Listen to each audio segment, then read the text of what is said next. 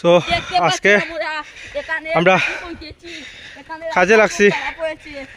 রাস্তার তো অবস্থা খুবই খারাপ, আপনারা কি হইতাম দেখতে পারা। এখানে তো খুবই ভালো আছে রাস্তা।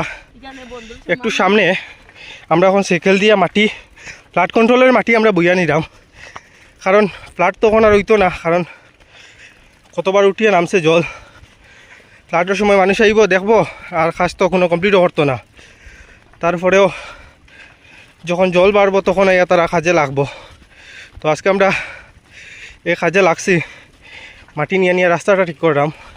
এদিকে তারাই আনিয়ে মাটি ফালাইছে বড় গাড়ি দিয়ে, আর কথা দিছিল যে তারা নিয়ে সেন্টি ফালাইব। কেন রাস্তা তখনই খারাপ আসলো, তখন তারা কইছে আমরা সেন্টি দিমু এক গাড়ি।